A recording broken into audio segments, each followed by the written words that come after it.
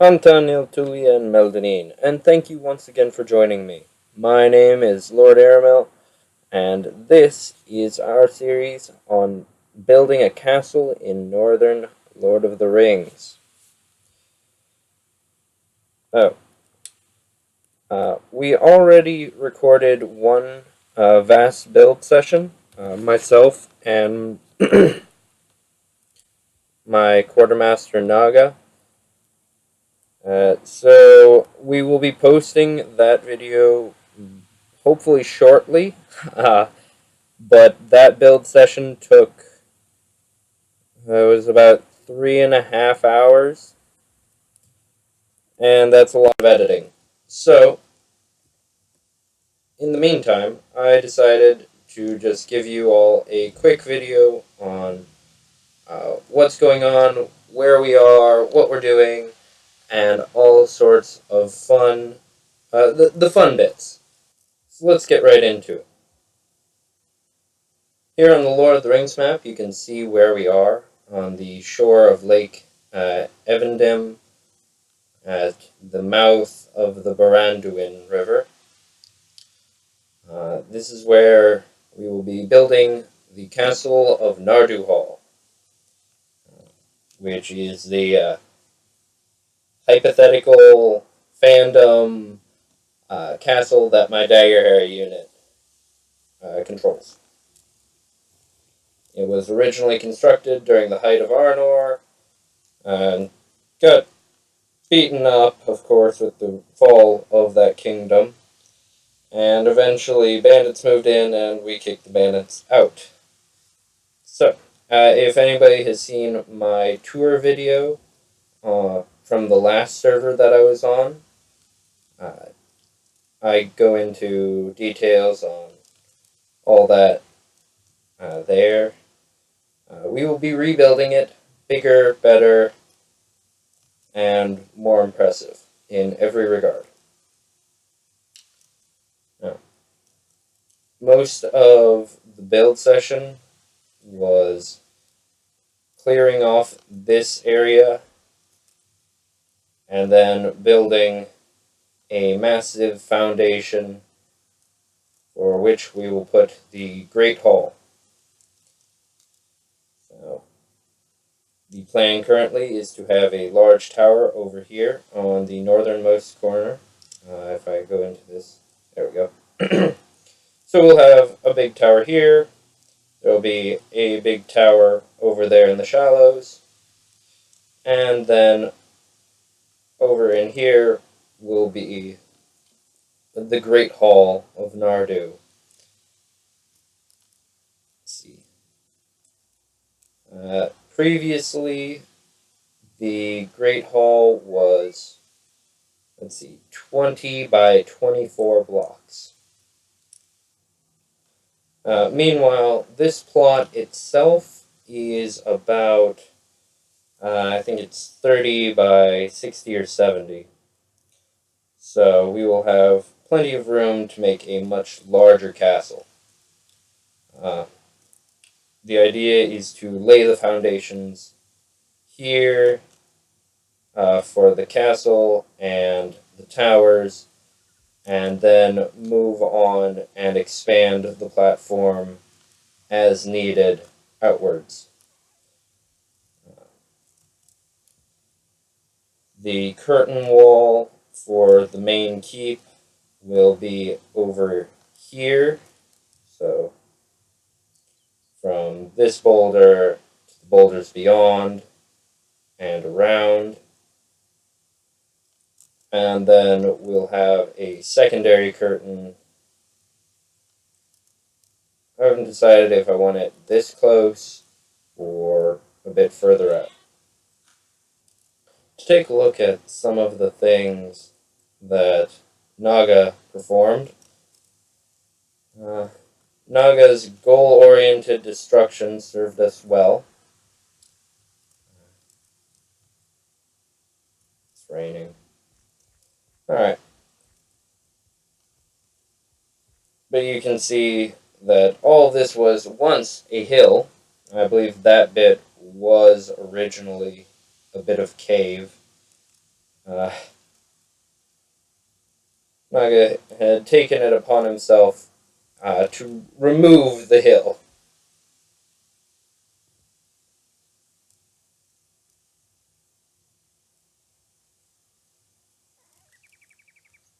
So,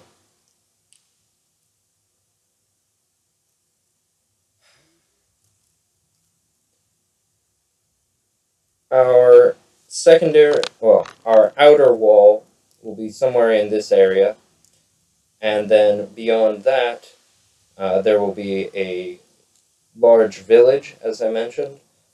Uh, so anybody who subscribes, comments, and those who belong to the Daggerhair unit, Narduhal, will find themselves with a free house out here surrounding Narduhal. We have a few NPC structures that are just spawned in randomly that I plan on incorporating into a larger wall. So, got this one right here, and you can just see the outline of another out there. You can see it on my map pretty nicely. So, when the terrain works for you, might as well.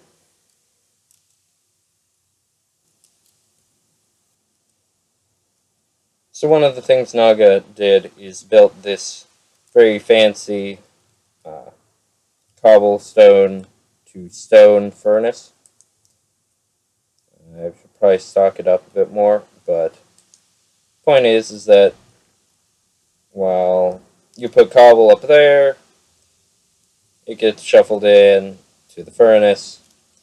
Furnace smelts it into stone. Stone goes in here, and we turn that into the different types of brick. We'll be using mainly High Elven and Arnorian brick. The Arnorian brick, of course, would be the original foundations, and the High Elven would be the kinds of things that Nardu added after we kicked bandits out. So, let's transition over and see where we're putting all of our foundations. I'll see you in a few. And we're back. Alright, that took far longer than I expected it to, just to get the wool, and there were several invasions that kept popping up. So my death count is about 3 or 4 higher now. So, as you can see, I've marked out this large section for the main hall. There's always the temptation to make it in Minecraft, all your builds just turn into large rectangles and squares. So, while there will definitely be a lot of squared off edges, we're going to try and round out the front a bit. Speaking of, we'll have these two smaller towers here in the front, facing off to the east. They'll be rounded in the front and have a gate between them, and sort of a large carved staircase coming up. I'll get to what's over there in a moment. Here on the northern tip, like I mentioned, we have the outline for a tower. I kind of played around with the traditional circle, and I don't know, kind of an interesting pentagonal structure. And out there, you see the base for our very large tower that will be out in the water. Now, I went ahead and outlined it with wool, as is the time-honored tradition.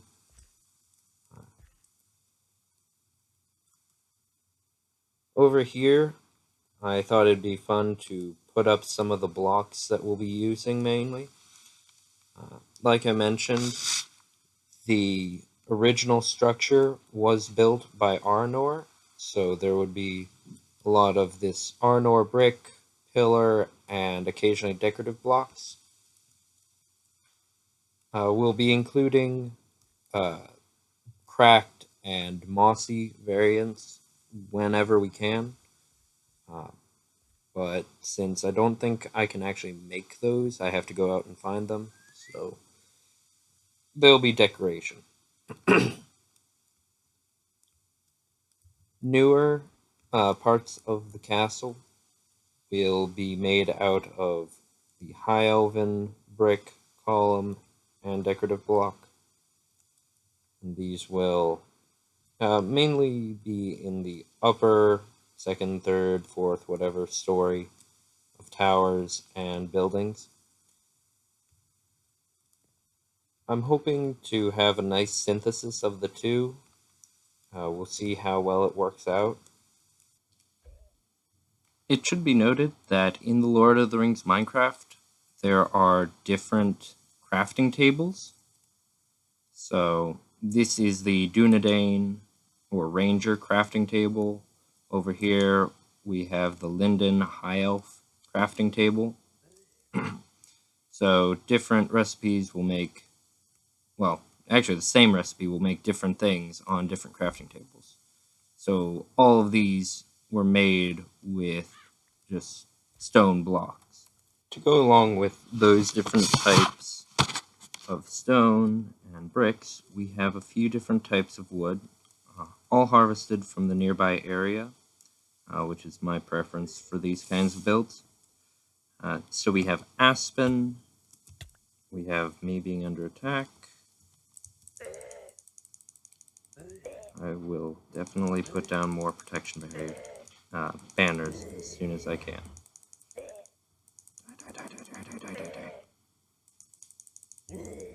Alright. Now, before I was so rudely interrupted, let's see. We have aspen, chestnut, oak, everyone is familiar with, birch, and willow. Now, all of these, of course, are nice and have their own good uses. I'm thinking I really like chestnut, so I think we'll be using a lot of that for some of the smaller doors, especially exterior doors for the castle. For the interior doors, I think birch will do nicely. And then aspen, oak, and willow will be scattered amongst all of the outbuildings, especially in the village. So, if you have a particular preference, if you are one of our lucky subscribers who gets their own house, leave a comment down below, and we will make sure that your house gets a specific style. Alright, that will round out this first episode. I'll get the longer build session edited soon, so you can listen to me and Naga as we bumble our way through getting to this point. Hantanil Tulien Meldanin, and thank you once again for joining me, and I hope to see you all next time. Farewell.